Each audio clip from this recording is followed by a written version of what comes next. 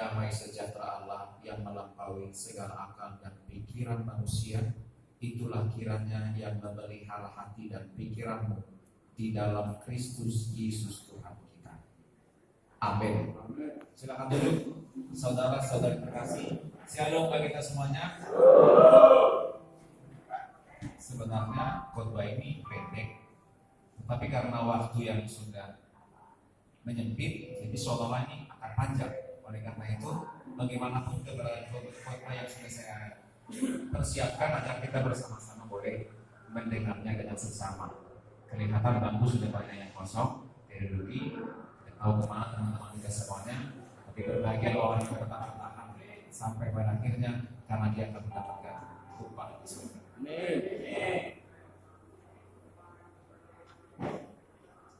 Kita buka yang kita dari Ulangan pasal 18. Ulangan pasal 18 ayat 9 sampai ayat yang ke-14. Ulangan pasal 18 ayat 9 sampai ayat yang ke-14. Saya akan membacakan untuk kita semuanya dengan judul perikop berdenung dan bernubuat. Apabila engkau sudah masuk ke negeri yang diberikan kepadamu oleh Tuhan Allahmu, maka janganlah engkau belajar berlaku sesuai dengan kekejian yang dilakukan bangsa-bangsa itu. Di antaramu janganlah didapati seorang pun yang mempersembahkan anaknya laki-laki atau anaknya perempuan sebagai korban dalam api, ataupun seorang yang menjadi petenung, seorang peramal, seorang penelaah, seorang penyihir, seorang pemantra, ataupun seorang yang bertanya kepada arwah atau kepada roh peramal, atau yang meminta petunjuk kepada orang-orang mati. Sebab setiap orang yang melakukan hal-hal ini adalah kekejian bagi Tuhan, dan oleh karena kekejian-kekejian inilah Tuhan Allahmu menghalau mereka dari hadapanmu. Haruslah engkau hidup dengan tidak bercela di hadapan Tuhan Allahmu, sebab bangsa-bangsa yang daerahnya akan kau duduki ini mendengarkan kepada peramal atau petenung, tetapi engkau ini tidak diizinkan Tuhan Allahmu melakukan yang demikian. Demikian pembacaan firman Tuhan. Saudara-saudari yang terkasih dalam nama Tuhan Yesus Kristus, secara spesifik kita akan tahu perbedaan antara balita dengan orang yang sudah dewasa. Tentu banyak perbedaannya dari segi fisik, tapi yang mau saya tekankan adalah perbedaan balita yang paling mendasar dengan orang yang sudah dewasa tentang respon dan tindakannya kepada suatu objek. Kita katakan objeknya api.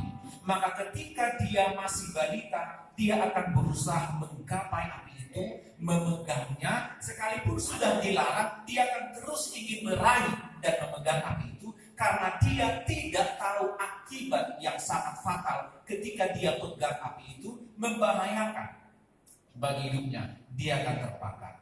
Tetapi perbedaannya ketika orang dewasa melihat api atau bahkan api yang besar, dia akan mulai menjauh. Ketika ada bahkan disuruh untuk mendekati api, karena dia sudah dewasa dalam pola pikir, maka dia akan menjauhi api karena dia tahu api itu membahayakan hidupnya.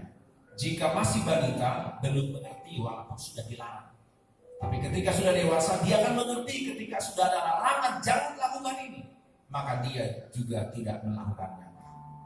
Dalam hidup kita sekarang ini pun kita diperhadapkan pada suatu perintah. Perintah larangan atau perintah suruhan. Perintah untuk mengatakan jangan lakukan, atau perintah untuk mengatakan lakukanlah. Ulaulah, kerjakanlah. Dan kita yang tahu mana yang lebih sering kita lakukan. Di mana posisi kita yang paling sering ada.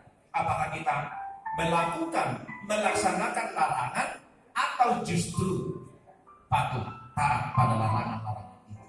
Sudah dilarang jangan bisnis narkoba di luar, tapi akhirnya menjadi gol.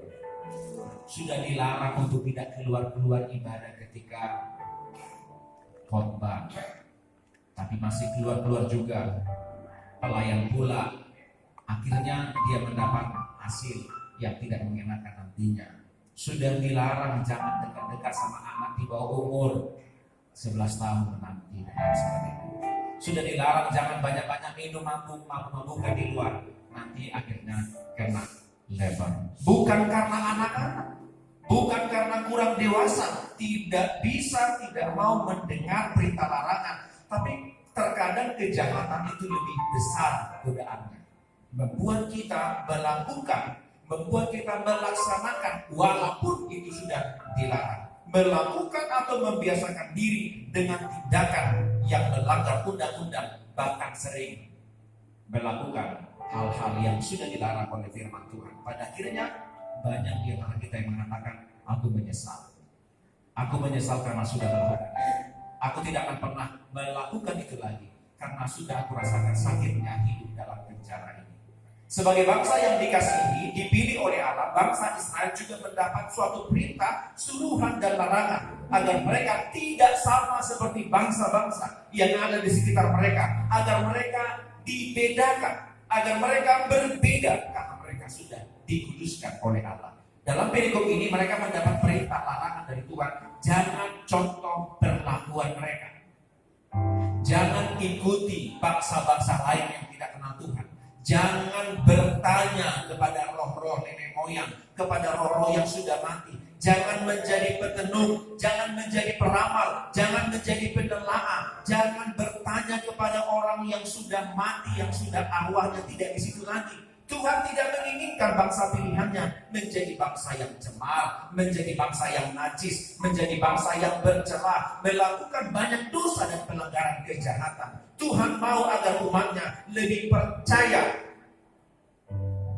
kepada kuasa Tuhan daripada kuasa kegelapan. Dan Tuhan tidak mau umatnya lebih percaya pada kuasa gelap, kuasa dunia ini, kuasa setan, kuasa iblis. Tapi Tuhan mau untuk bangsanya, bangsa Israel, agar seluruh hidup mereka dipersembahkan, percaya sepenuhnya, tunduk kepada Tuhan, sebab Allah yang mereka sembah adalah Allah yang cemburu. Hal ini jelas menegaskan apa yang diatur dalam hukum Taurat, bahwa mengatakan jangan ada padamu Allah lain, jangan ada kuasa lain, jangan menyembah patung yang sudah kau buat, karena aku adalah Allah yang cemburu, yang tidak mau dinomorduakan, yang tidak mau disepelekan. Mengapa itu terjadi? Sebab ketika umat Israel percaya dan mempercayakan hidupnya, dirinya kepada roh-roh dan kuasa kegelapan dunia orang mati, maka itu sama saja artinya mereka menghina Tuhan sebagai penguasa tunggal atas hidupnya dan penguasa tunggal atas seluruh alam semesta. Ketika mereka melekat dirinya, ketika mereka mendekatkan dan mau tunduk kepada roh-roh yang sudah mati, maka itu namanya penghinaan dari Tuhan sebagai pencipta alam semesta. Ayat 14 dikatakan, jika bangsa-bangsa lain melakukan ramalan tenungan, maka bangsa Israel tidak boleh melakukannya. Jika mereka boleh melakukan itu, tapi engkau bangsa yang kupilih, yang sudah aku bedakan, engkau tidak boleh. Jangan sekali-kali dan tidak diizinkan untuk melakukan hal yang demikian. Bangsa Israel harus bergantung kepada Tuhan, kepada kuasa Tuhan, kuasa yang jauh lebih besar dari kuasa dunia. Ternyata mulai dari zaman dahulu kala, seperti sudah kita baca tadi, sampai saat ini manusia cenderung bersahabat dengan yang namanya dunia gelap, dunia roh jahat, kuasa kegelapan, okultisme. Kita sering mendengar kata okultisme, yaitu suatu paham, suatu bentuk kepercayaan pada kekuatan kegelapan, pada kekuatan gaib, pada kekuatan yang bukan berasal dari Tuhan, makhluk astral yang diyakini dapat memberikan perubahan hidup yang lebih kuat, yang lebih baik, yang lebih positif. Dan praktik yang sederhana atas okultisme ini yang mungkin sering kita lakukan di luar sana, itu datang kepada dukun dan meminta arah, bimbingan dari, petunjuk dari dukun agar usahanya berjalan lancar, agar usahanya berjalan sukses, memiliki ketahanan tubuh agar tidak mengepang, dibacok, dibunuh dan lain sebagainya. Bagaimana agar penampilan atau wajah itu tampil sebagai wajah yang awet muda, bahkan petunjuk untuk menghalangi orang-orang yang beribadah kepada Tuhan, menghabisi nyawa seseorang, termasuk dengan datangnya kepada kekuburan, tempat-tempat yang layak, meminta kuasa, meminta sahala, meminta hikmat dan kuasa Tuhan. Bisa saja perbuatan yang kita lakukan itu, yang dilakukan oleh orang-orang yang percaya kepada dunia gelap, itu berhasil dan membawa hasil, membuat semakin kaya, membuat usahanya semakin lancar, membuat usahanya semakin meningkat, karena penampilan fisiknya banyak orang-orang yang suka kepadanya. Dan yang paling parah, dia bisa menghabisi nyawa sesamanya karena dia benci dengan menggunakan yang namanya santet. Tetapi jelas dan di lomo debata angka ulau sisomoni, Tuhan tidak suka kepada perbuatan-perbuatan yang demikian. Tuhan tidak mau dinomorduakan. Tuhan tidak mau ada kuasa yang mengambil alih kuasanya dalam kehidupan manusia. Seperti perkataan Tuhan pada orang-orang Israel dalam perikop ini, "Unamulahoni, jangan lakukan. Aku tidak mengizinkanmu datang kepada peramal dan pegenung." Itu juga yang dikatakan Tuhan kepada kita saat ini. Jangan lakukan. Jangan lakukan apa yang membuat Tuhan itu bisa murka dan marah kepada kita. Tapi jauhilah. Hindarilah hal-hal yang membuat Tuhan murka. Walaupun kuasa kegelapan mampu memuaskan, menyenangkan hati kita, hidup kita, jiwa kita, tapi ingat itu hanya sementara, sebab segala sesuatunya akan kembali kepada Tuhan, Hakim yang adil, mengadili apa yang sudah kita kerjakan di dunia ini. Apa yang kita tabur di dunia, itu yang akan kita tuai nantinya. Sebuah kisah nyata pengalaman hidup seorang ibu yang menderita kelumpuhan fisik selama 30 tahun dari 1972 sampai tahun 2002, yang sudah dibawa ke perobatan kemana saja, bahkan sampai pengobatan alternatif dan berdukunan menjadi pengobatan si ibu yang sedang sakit, dengan tujuan agar ibu ini boleh sembuh dari sakitnya selama berpuluh-puluh tahun. Namun karena tidak kunjung sembuh seperti sedia kala, akhirnya suami si ibu ini mengambil inisiatif untuk tetap berserah, berdoa kepada Tuhan, dan meninggalkan semua perobatan yang sudah ditawarkan oleh banyak orang, yaitu dengan kuasa-kuasa dunia dan kuasa gelap. Mereka hanya berdoa, berserah kepada Tuhan, dan 10 tahun terakhir, akhirnya si ibu ini meninggal dengan keadaan tetap menjadi lumpuh. Tetapi keluarga percaya bahwa ibu ini sudah sembuh dari penyakitnya, karena dia sembuh. Walaupun dia sakit, dia sembuh karena dia meninggal di dalam Tuhan. Yesus berkata dalam firman Tuhan yang sudah kita baca tadi, apa gunanya orang memiliki dunia ini, memiliki kesehatan, memiliki usaha yang lancar, tapi jiwanya itu hilang? Apa gunanya kita mendapatkan kesehatan, tapi dengan perbuatan-perbuatan yang tidak benar? Dalam kisah ini dapat kita nyatakan, lebih baik meninggal dalam keadaan lumpuh dan sakit daripada harus menyerahkan hidup kepada dunia gelap. Walaupun dia bisa sembuh, tapi pada akhirnya dia akan mendapatkan kehidupan kekal di neraka. Apa gunanya kita menerima hal-hal yang baik dengan cara yang tidak baik selama di dunia ini, kalau toh pada akhirnya surga tidak menjadi milik kita pada akhirnya? Ingat, di dalam Tuhan bukan persoalan baik di dunia ini, tapi bagaimana kita sampai pada akhirnya, sampai pada kerajaan surga itu tak baik. Walaupun harus menderita, teraniaya, sakit, penyakit dalam kehidupan kita di dunia ini, tapi ketika kita menjaga kemurnian iman kita, hanya fokus kepada Tuhan, we got the heaven. Kita akan menerima surga itu. Melakukan hal-hal baik, mengandalkan Tuhan selama hidup di dunia ini, itu adalah satu-satunya cara yang Tuhan senangi untuk semakin mempermuliakan Tuhan dalam hidup kita. Kepada seluruh panitia Natal yang sudah dilantik pada hari ini, Allahumma lakukanlah segala sesuatu yang terbaik untuk menyenangkan hati Tuhan. Serahkan diri dan akuilah, sadarilah bahwa hidup kita adalah hidup yang penuh dengan kelemahan, keterbatasan, yang tidak memiliki kekuatan apa-apa. banyak anggaran yang harus kita penuhi, tapi dengan kekuatan kita itu tidak mampu. Tapi ketika kita boleh berserah dan fokus hanya kepada Tuhan, Tuhan akan memberikan yang terbaik bagi kita. Oleh karena itu saudara-saudari terkasih, sebagai orang yang tidak anak-anak lagi, yang tidak bayi lagi, yang bukan balita lagi, yang sudah dewasa dari fisik dan akal, pikiran, bahkan iman, mari tinggalkan segala sesuatu yang Tuhan tidak suka. Tinggalkan segala sesuatu yang Tuhan sudah dilarang Tuhan. Tapi lakukanlah apa yang diberitakan Tuhan dan mintalah pertolongan dari Tuhan. Jika ketika kita di luar masih memiliki kekuatan kuasa gelap atas tubuh fisik kita, maka minta pertolongan dari Tuhan agar Tuhan melepaskan itu. Sebab segala sesuatu yang sudah dilepaskan di dunia, maka Tuhan akan melepaskannya di surga. Kuasa dunia bisa membuat kita happy. Kuasa dunia, kuasa gelap bisa membuat kita berhasil dan sukses. Tapi itu semuanya sementara, fana dan tidak berguna. Mari kita ingat, ketika Tuhan masih mau melarang, artinya Tuhan masih sayang.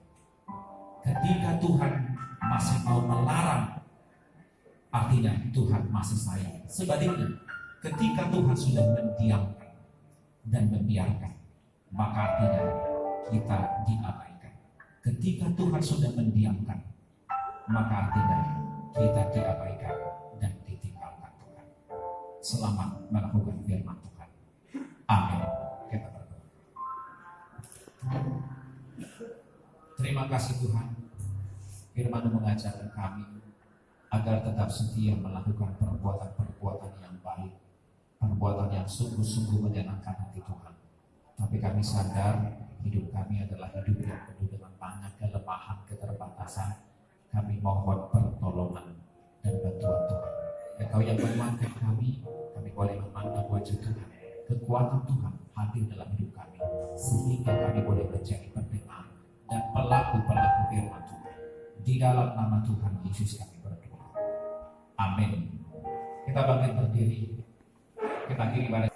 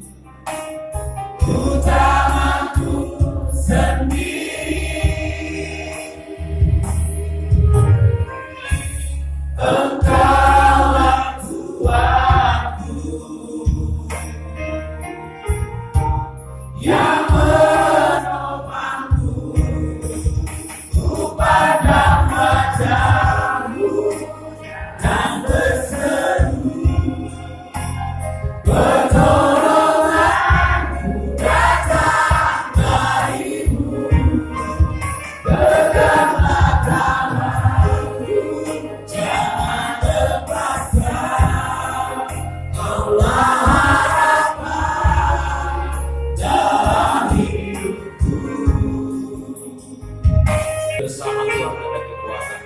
Tinggalkan masa lalu, masa-masa yang buruk yang tidak disukai oleh Tuhan. Kembali kepada masa yang baru. Memandang wajah-Mu dan berseru, pertolongan-Ku datang dari-Mu. Peganglah tangan-Ku, jangan lepaskan. Allah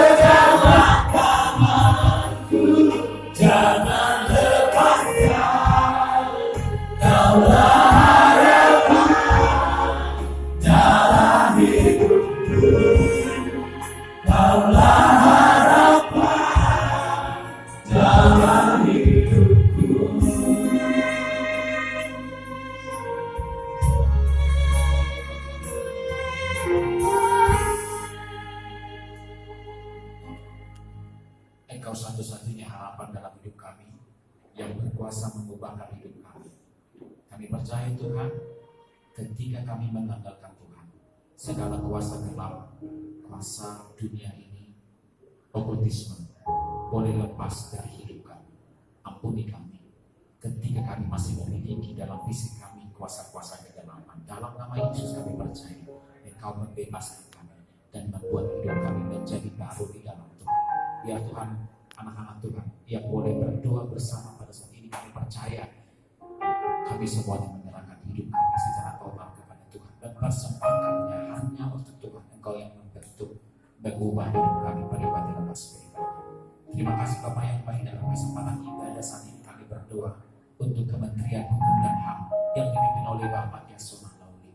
Kami percaya Tuhan, Engkau yang memberkati setiap instansi dan lembaga yang di bawah naungan dari Kementerian HAM ini. Kami percaya Engkau memberkati Bapak Yasona Lawli sebagai hamba, sebagai anak Tuhan yang percaya kepada. Kami percaya dia hanya mempersembahkan hidupnya kepada Tuhan, menjauhkan diri dari bentuk-bentuk korupsi dan nepotisme. Terpujilah Engkau ya Allah, memberkati setiap hidup kami, hati kami yang hadir kepada di dalam nama Tuhan Yesus Kristus yang sudah mengajar kami berdoa. Bapa kami yang di surga, dikuduskanlah namamu, datanglah kerajaanmu, jadilah kehendakmu berilah kepada hari ini makanan kami yang secukupnya, dan ampunilah kesalahan kami, seperti kami telah mengampuni kesalahan kami. Jangan bawa kami dalam pencobaan, tapi lepaskanlah kami dari jahat. Karena Tuhan yang punya kerajaan dan kuasa dan kemuliaan sampai selama-lamanya. Amin. Kembalilah dengan sejahtera, terimalah berkat Tuhan. Tuhan memberkati engkau dan melindungi engkau. Tuhan menyinari engkau dengan wajah-Nya dan memberi engkau kasih karunia. Tuhan menghadapkan wajah-Nya kepadamu dan memberi engkau damai sejahtera.